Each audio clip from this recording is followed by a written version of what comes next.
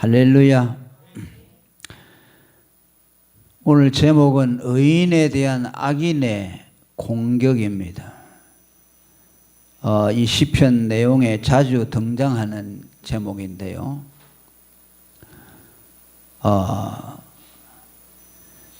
마음이 바른 자를 어두운 데서 쏘려 하는도다 라는 말씀은 의인에 대한 악인의 공격을 말합니다. 마음이 바른 자라고 표현된 것은 의인을 지칭합니다. 그 악인은 활을 당기고 살을 시위에 먹여서 어두운 데서 의인들을 공격한다는 말씀입니다. 여기 악인으로 지칭된 이들은 세 종류입니다. 불신 세상의 사람들을 말하고, 또 사단 마귀를 말하고, 또 하나님을 믿는다고 하지만 거짓된 자들을 말합니다. 왜냐하면 이 거짓된 자들이 참 신자들에게 어떤 때는 가장 아픈 공격자가 됩니다. 좁은 길을 가고 바르게 믿으려고 할 때 누가 제일 장애되느냐 하면 같은 기독교인이라고 하는 사람들이 제일 장애물이 됩니다. 불신 세상의 사람들은 진리를 모르고 마귀 편에 완전히 서 있기 때문에 저들은 우리의 적이라는 것을 알지만은 교회 다닌다고 하고 교회 안에 머문다고 하는 이름을 가지고 있기 때문에 참과 거짓을 구별하기가 어렵습니다. 그들이 진리를 들고 나오면서 좁은 길을 가고 바른 길을 가는 이들에 대해서 공격할 때에 그것이 가장 치명적이 될 수 있고 아플 수가 있습니다. 그래서 바울이 복음을 전하면서 당한 어려움에 대해서 고린도후서 11장 26절에 열거하고 있는데, 그 가운데 보면 동족의 위험과 강도의 위험과 이방인의 위험과 그렇게 쭉 나오다가 거짓 형제 중에 위험이라고 그랬어요. 예수를 믿는다고 하면서 바울을 공경에 빠뜨리는 이들이 있었습니다. 또 하나님의 복음을 가르친다고 하면서 거짓된 복음을 가르침으로 바울의 모든 수고를 헛되게 만들고 교인들을 그릇된 길로 인도했습니다. 그것이 바울에게 가장 큰 고통이었습니다. 또 사단도 의인에 대해서 공격하는 한 무리라고 볼 수 있습니다. 사단은 모습을 드러내지 않고 은밀하게 공격에 오기 때문에 그 공격을 간파하기가 어렵습니다. 자기의 모습을 감추고 때로는 사람 속에 들어가서 공격하고 여러 가지 모습으로 공격에 오기 때문에 그 역시 만만치 않습니다. 그러나 하나님을 믿는 사람은 그분의 절대적인 주권과 보호를 받고 있기 때문에 궁극적으로는 사단이 성도들을 이길 수가 없습니다. 계시록 12장 11절에도 우리가 마귀를 이기는 것은 예수님의 피와 그 말씀이라고 말합니다. 이겼다고 말합니다. 졌다고 말하는 것이 아니라 예수의 피와 증거하는 말을 인하여 죄를 이겼으니 죽기까지 자기 생명을 아끼지 아니했다. 죽기까지 믿음을 지킴으로 악한 자를 이겼다는 말씀입니다. 버가모 교회의 순교자도 그곳은 사단의 위가 있는 데라 그랬습니다. 사단의 위가 있다는 말은 그 사단이 그게 또아리를 틀고 있는 곳이라는 뜻이죠. 사단이 특별한 위치를 점하는 것은 아니지만은 사단의 역사가 다른 데보다 더 강한 곳이 있습니다. 안디바가 그 거기에서 순교를 당했습니다. 또 세상 사람들, 불신자들이 예수 믿는 사람들에게 대적자 노릇을 합니다. 그들은 하나님의 말씀을 멸시하고 우리의 믿음을 조롱하고 그래서 낙담시키고 네 하나님이 어디 있느냐 그렇게 조롱하면서 성도들을 공격합니다. 그러니까 이것이 다 어우러져 있죠. 악인이 의인을 성도를 공격한다는 것은 거짓 형제, 세상 사람들, 사단 다 이렇게 한 무리가 되어서 때로는 따로따로 공격하기도 하고 때로는 서로 연합해서 공격하기도 합니다. 그래서 우리는 예수 믿는 이후부터 이런 공격이 있다는 것을 우리는 알아차려야 됩니다. 예수 믿는 건 전쟁입니다. 그래서 언제나 기도 열심히 해야 되고 성도들을 해하려고 하는 무리가 있다는 것, 원수들이 있다는 것을 우리는 알아야 됩니다. 그런데 우리는 그걸 모르고 많이 당하죠. 그러면은 그 악인들이 왜 성도를 미워하느냐 하는 것이죠. 그걸 알아야 되겠습니다. 특별한 이유가 없습니다.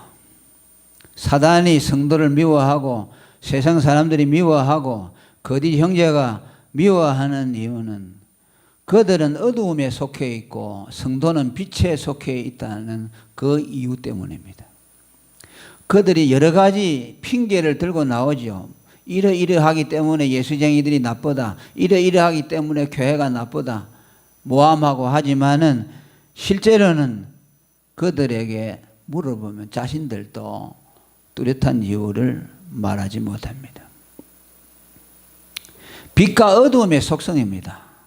빛과 어두움은 섞일 수가 없다는 거죠. 빛은 어두움을 미워하고 어두움은 빛을 미워합니다. 그래서 예수님도 어두움이 빛을 미워하여 빛으로 오지 아니한다고 말씀합니다.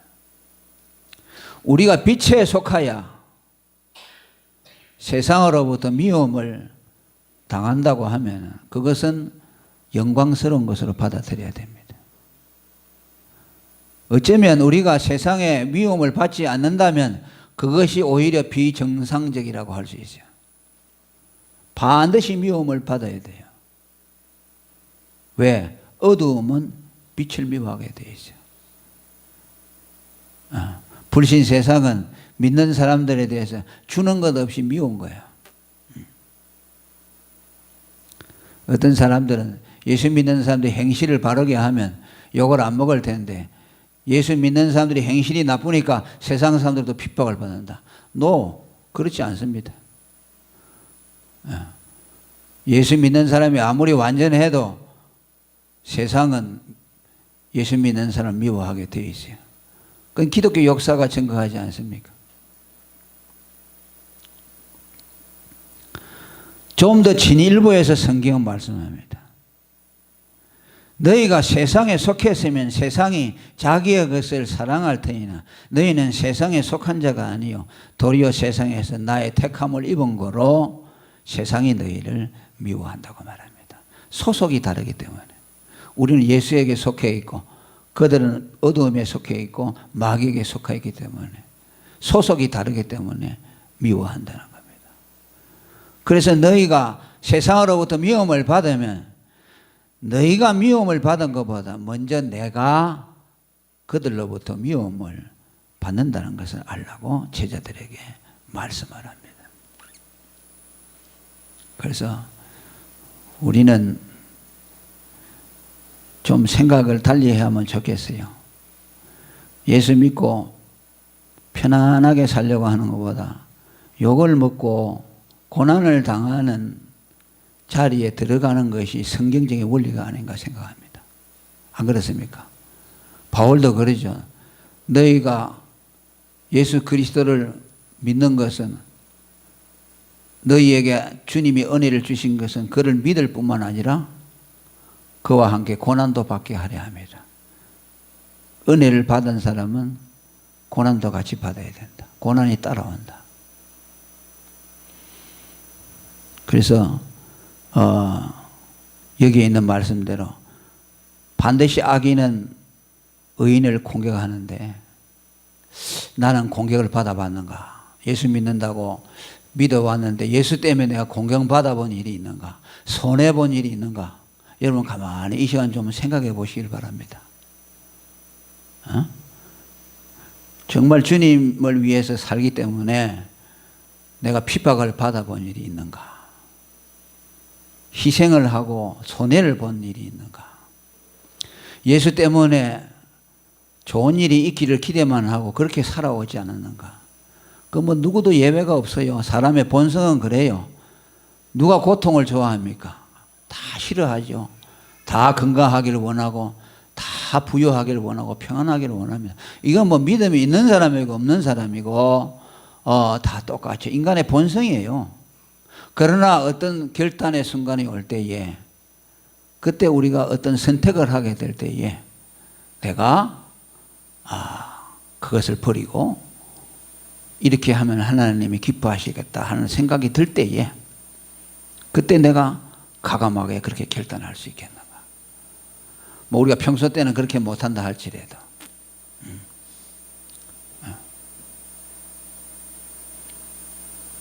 우리 그리 하시다 그렇게 하도록 노력합시다. 이 정도 잘 안 되지만은 어떤 순간이 올 때는 한번 결단을 하고 요시, 일본말로 요시라고 하죠. 한번 해보자. 그 다니엘도 그랬잖아요. 왕의 진미와 포도주를 먹으라고 할 때 마음을 청했다 그랬어요. 안 먹을 것이다. 죽으면 죽으리라. 왕이 하사하는 음식을 거부하는 것은요, 그 죽음을 말하는 겁니다.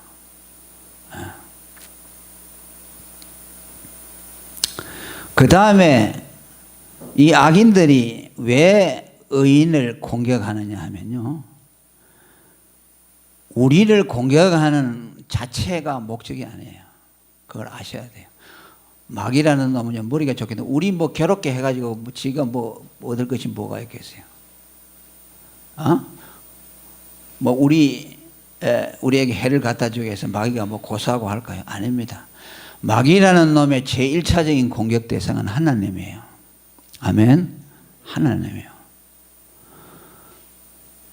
에덴에서 뱀이 하와를 깨일 때 그 하와 깨어가지고 그거 타락시켜서 뭐 하는 그게 목적이 아닙니다.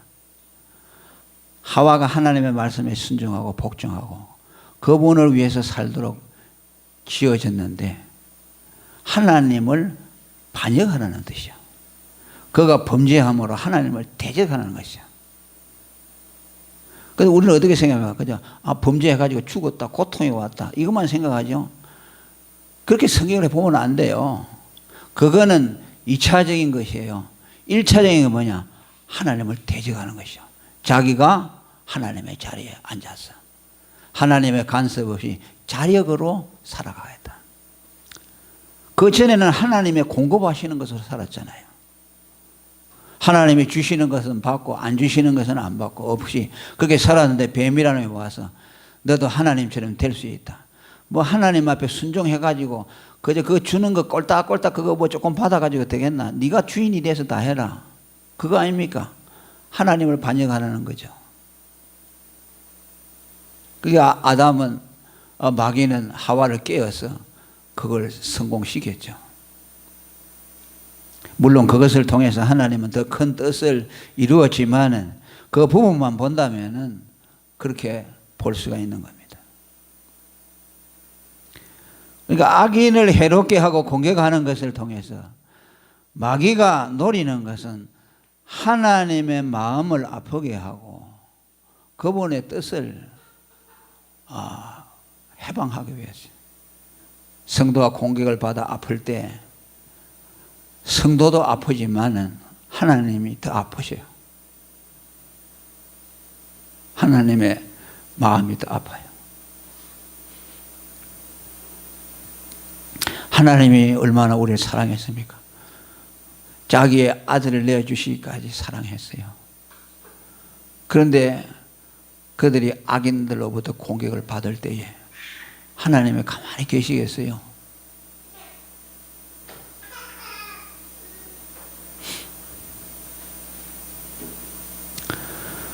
하나님은 우리를 얼마나 사랑하시는지 아들을 우리 대신 죽게 하실 뿐만 아니라 나라와 민족과 사람들을 우리 생명과 바꾼다 그랬어요. 우리가 죽어야 될 자리에 다른 사람들이 죽게 해야 돼. 그 이사야 43장 3절에 나는 여호와 내 하나님이요 이스라엘의 거룩한 자요 내 구원자입니다. 내가 애굽을 너의 속량물로 구스와 스바를 너의 대신으로 주었노라. 우리가 죽어야 될 자리에 애굽이 죽게 하고 다른 사람을 죽게 했어요. 우리는 모르죠. 하나님이 어떻게 그렇게 하시는지. 하나님의 은밀한 섭리로 오늘까지 그렇게 오셨을 줄 있어요.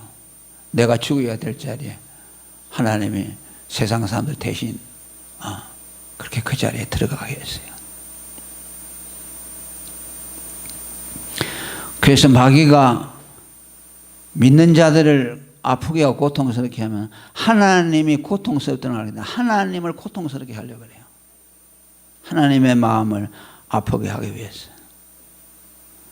요업이 마귀의 시험을 받을 때, 요업이 그 고통을 당할 때 하나님이 얼마나 고통하시는지 몰라요. 그게 문맥에 뭐 뚜렷하게 나타나지 않지만 그 요업이 고통당할 때 자식들이 다 죽고 사업이 다 망해버리고 하나님이 얼마나 마음이 아프시겠어요.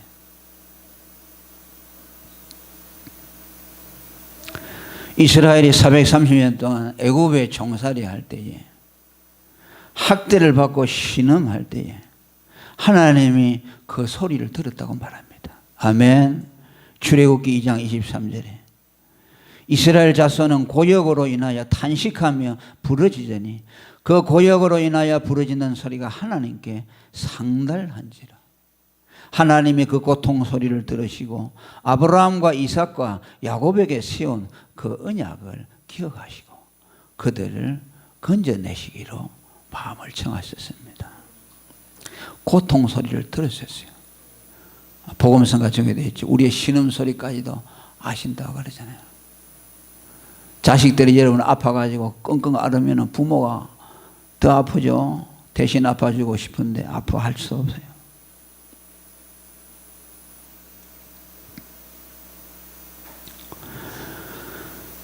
사울이 다메섹 도상에서 예수님을 만났을 때 교회를 잔해하고 예수 믿는 사람들을 많이 잡아주었는데 그때 예수님이 나타나서 주여 니시니까 물어보니 나는 내가 핍박하는 예수라 그랬어요. 교회가 핍박을 당하고 성도들이 핍박을 당하는 것이 예수님이 당하는 고통이었어요. 그래서 그 행동을 더 하지 못하도록 예수님이 나타나서 그의 미친 행위를 막아주었어요.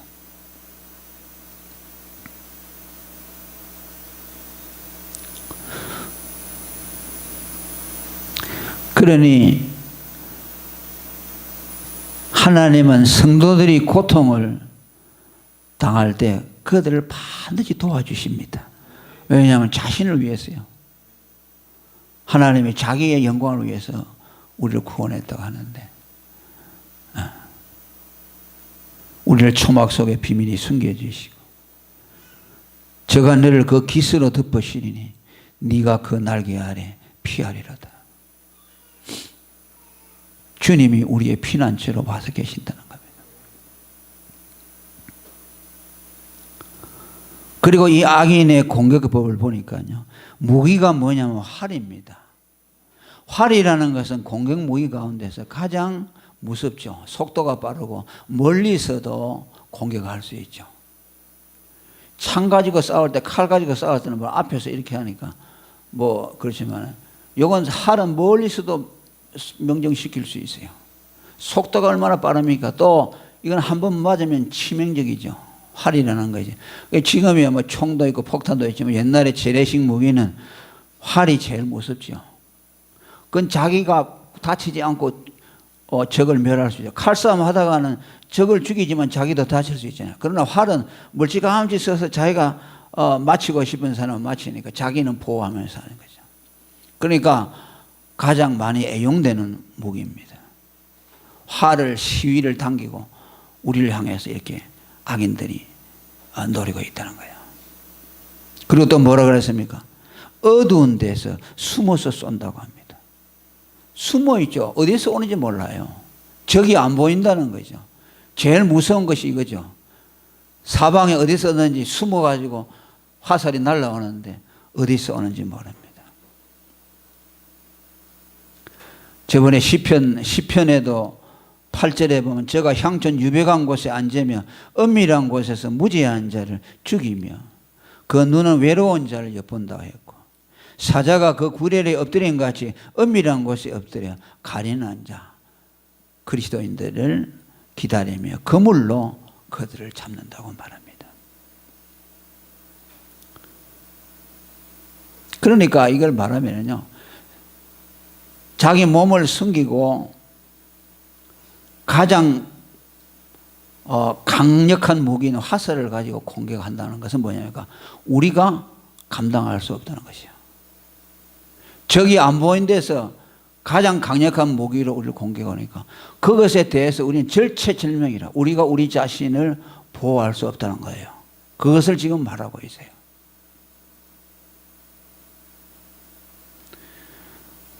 예수 믿는 사람들을 사탄과 악인과 세상 사람들이 그렇게 우리를 넘어뜨리려고 하고 우리가 고통을 당하도록 해악을 도모하고 있다는 겁니다. 그러니까 그런 악들을, 그런 적들을 어떻게 우리가 예비할 수 있습니까? 그러니까 우리는 마땅히 하나님의 도움을 받아야 해요. 아멘.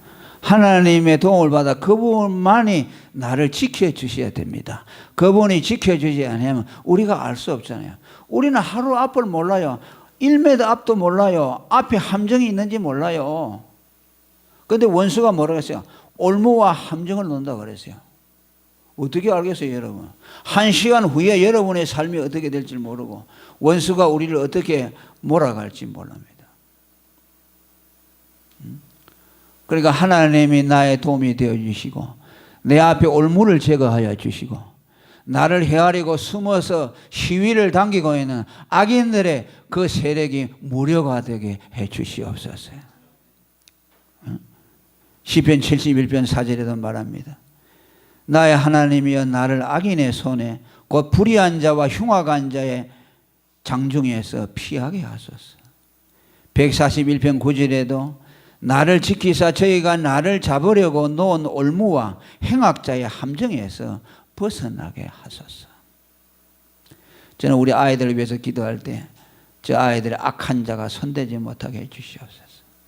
우리가 어떻게 보호합니까? 부모가 보호할 수 있어요? 오늘 저들이 나가서 활동할 때 하나님이 저들을 보호해 주시고 올무에 빠지지 않게 하시고 악한 자가 공격하지 못하도록 하나님이 지켜주시옵소서. 왜? 하나님이 약속했기 때문에. 우리는 약하기 때문에. 우리는 그 대적자들을 우리 힘으로 어찌해 볼 수 없기 때문에 하나님께 맡겨야 됩니다. 그분의 도움을 바라야 됩니다. 시편 121편 4절에 여호와는 졸지도 주무시지도 않고 지키신다니. 아멘. 여호와께서 내 우편에서 내 그늘이 되시나니 낮에 해가 너를 상치 아니하며 밤의 달도 너를 해치 아니하리로다.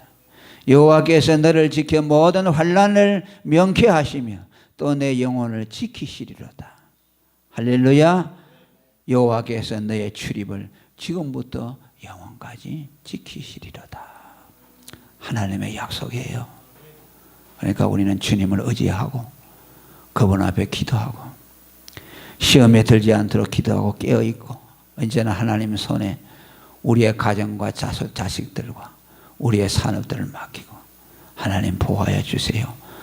나는 내 앞길을 알지 못하고 하루 사이에 무슨 일이 일어날지 모르고 내 앞길에 올무가 있는지 함정인지 알지 못합니다. 주님이 먼저 내 앞서 행하여 주시고 이런 모든 위험에서 보호하여 주시옵소서.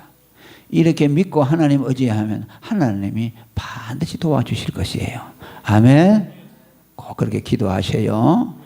그래서 악인이 강하고 또 그들의 공격이 정말로 용이 주도하다고 할지라도 그들보다 더 강하신 분이 하나님이시라는 걸 알아야 됩니다.